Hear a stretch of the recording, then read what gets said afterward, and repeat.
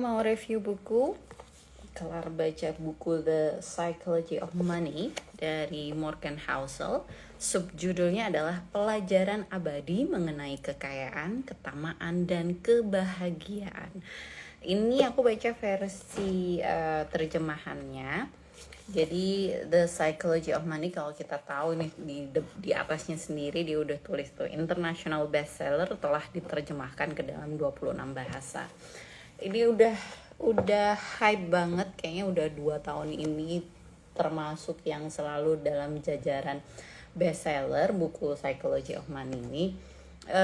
Udah pengen sejak lama yang bahasa Inggrisnya mau sebenarnya pengennya bahasa Inggris gitu ya, tapi kok kayaknya nggak diskon ya di Kindle. Jadi ya sudah, nggak apa-apa dimasukin wishlist. Ternyata waktu sampai di Indonesia malah dapat ini gratisan gitu dari karena aku join di BBB Book Club, Bu Ibu Baca Buku Book Club. Kalau teman-teman juga suka baca buku, mungkin bisa follow karena di situ banyak banget manfaat dan faedahnya, nggak cuma buat ibu-ibu sih sebenarnya.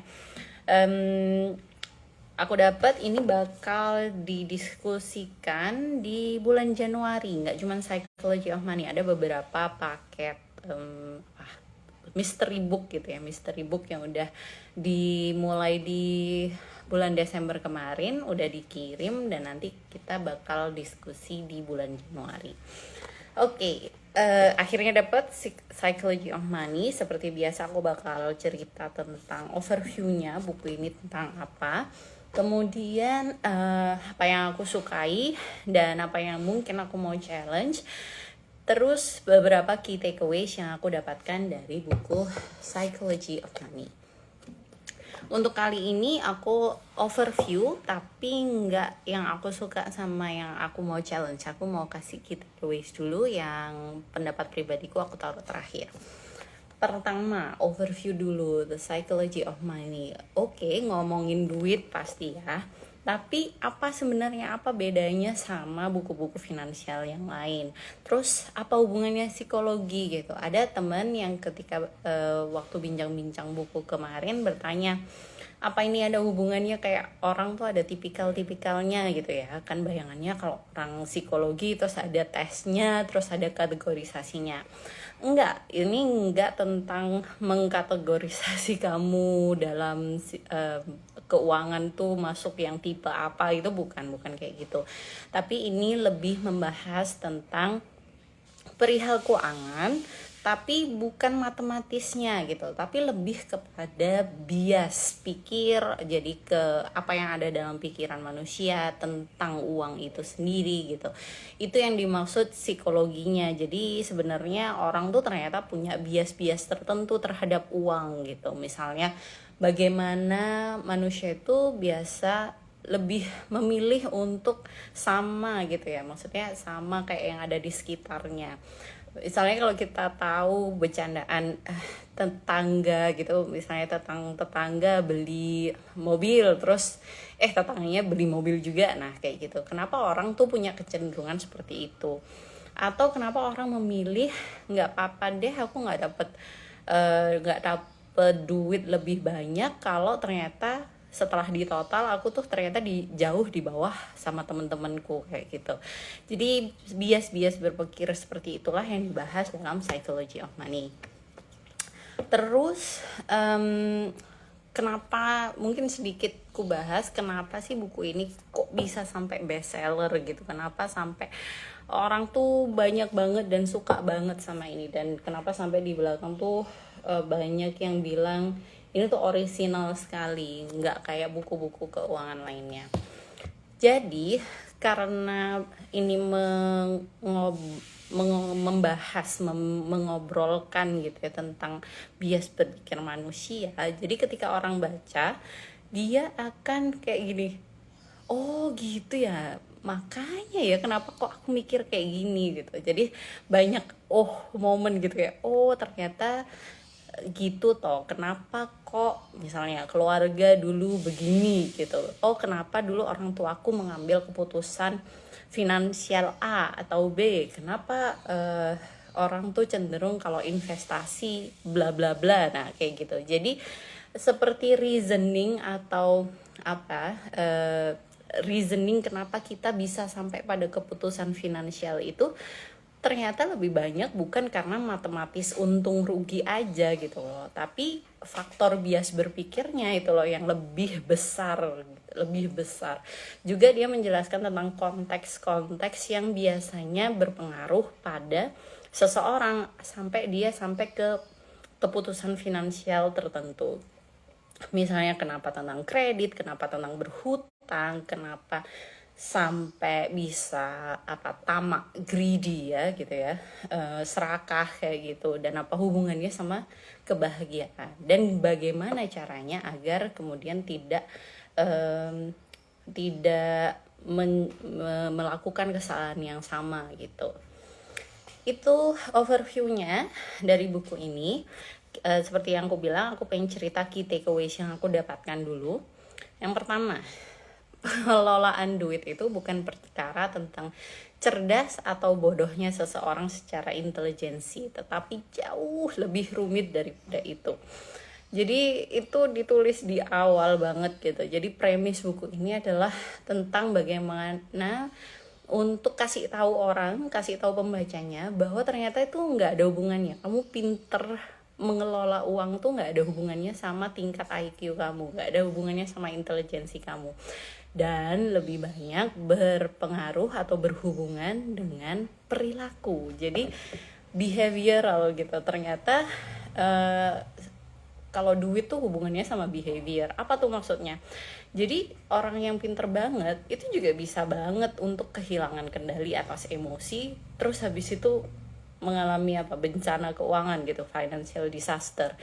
Atau sebaliknya juga gitu, orang biasa tanpa pendidikan finansial yang tinggi, yang ikut course macam-macam, itu bisa jadi kaya juga kalau mereka punya beberapa skill gitu ya, terkait perilaku itu yang nggak ada hubungannya sama ukuran kecerdasan gitu. Nah, itulah yang itulah yang jadikan, gak mau bawa tapi lewat aja. Sorry ya teman-teman, ada paket.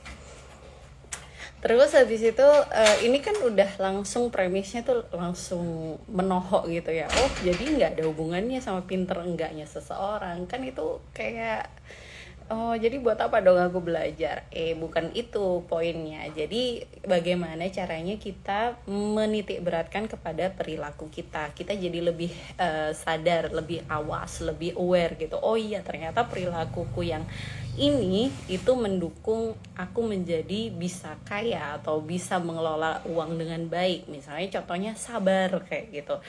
Kenapa sabar itu hubungannya besar gitu sama kekayaan? Karena ternyata ada namanya faktor compounding, ada faktor kapital. Nah, di situ dijelasin di buku ini. Terus, key takeaways yang kedua buatku adalah poin tentang keberuntungan dan resiko. It hits so hard on me. Jadi kayak mak jelek gitu ya tentang keberuntungan dan resiko. Apa tuh maksudnya?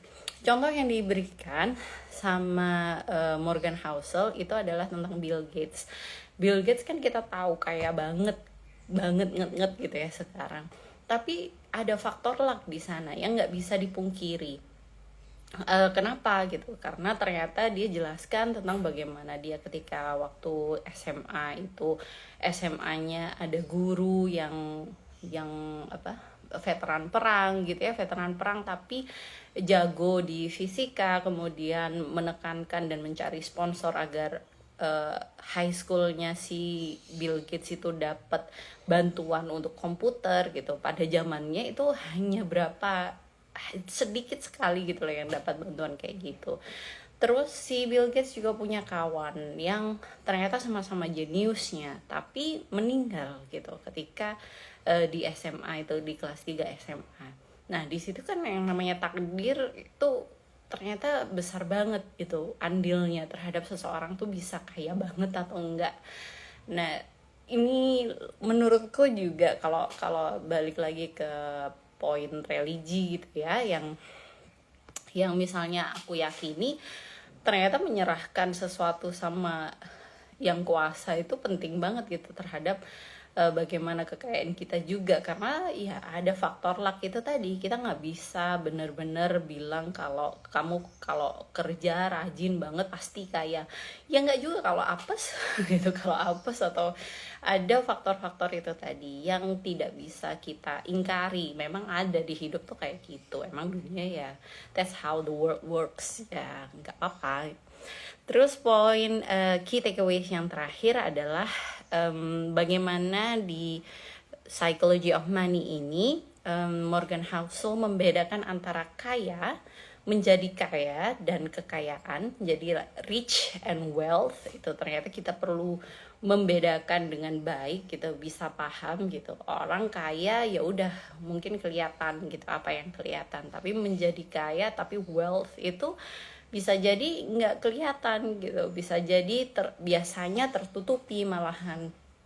Jadi misalnya orang punya simpanan duit banyak ya nggak bakal ketahuan gitu.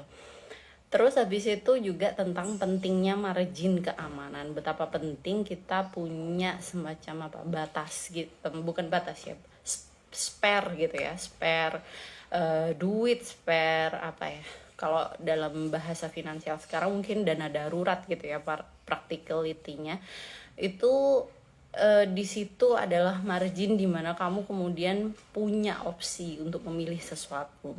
Dia mencontohkan tentang misalnya kerja, kamu nggak harus misalnya punya mau keluar dari satu tempat kerja terus mendaftar ke tempat kerja yang lain gitu. Dengan kamu punya margin keamanan itu tadi, safety tadi, mungkin kamu nggak harus mengiyakan tawaran yang pertama kali kamu dapatkan gitu loh, karena kamu punya misalnya 6 bulan dana darurat gitu, jadi kamu punya pilihan. Hal-hal yang seperti itulah yang memang pasti gitu ya, memang pasti bisa works well, itu bisa diusahakan. Itulah sebabnya margin of safety itu penting banget untuk diusahakan, gimana caranya biar kamu bisa punya itu. Terus yang terakhir ini adalah tentang apa yang aku suka dan apa yang aku kurang suka. Bukan kurang suka, yang pengen aku challenge. Jadi yang aku suka ya karena perihal duit tuh ternyata bukan sekadar matematis saja, tapi lebih mengakar lagi tentang bagaimana konteks kita dibesarkan, tentang bagaimana orang tua kita mencontohkan gitu ya, meneladani bagaimana mereka mengelola uangnya. Itu ternyata dalam banget gitu, mengakar banget ke dalam bias pikir kita, bagaimana kita berpikir tentang keuangan. Kadang-kadang orang kurang aware, tapi kalau misalnya baca buku ini kemudian jadi oh iya ya gitu, jadi ada poin oh iya ya itu yang menurutku bagus banget ditunjukkan oleh buku The Psychology of Money. Kalau yang aku mau challenge ya, itu lebih ke aku malah penasaran gitu loh tentang kumpulan pelajaran yang ia ingin ajarkan atau sampaikan ke anaknya tentang keuangan atau nilai-nilai yang dipercaya sama si Morgan Housel. Karena ada beberapa part di dalam buku ini di mana si Morgan itu kemudian menyebutkan, aku ingin menyampaikan pada anakku bla bla bla gitu tentang keuangan atau nilai-nilai atau value-value tertentu. Nah ini kalau misalnya dibikin sequel kayaknya lebih seru gitu. Jadi emang apa sih pelajaran-pelajaran terutama tentang keuangan dan bias yang kita miliki terhadap uang yang memang dianggap sama si Morgan Housel ini penting banget. Itu kayaknya bakal seru deh. Jadi bukan aku nggak suka, tapi lebih ke penasaran. Terima kasih teman-teman yang sudah join. Sampai jumpa di next Kelar Baca Buku. Bye!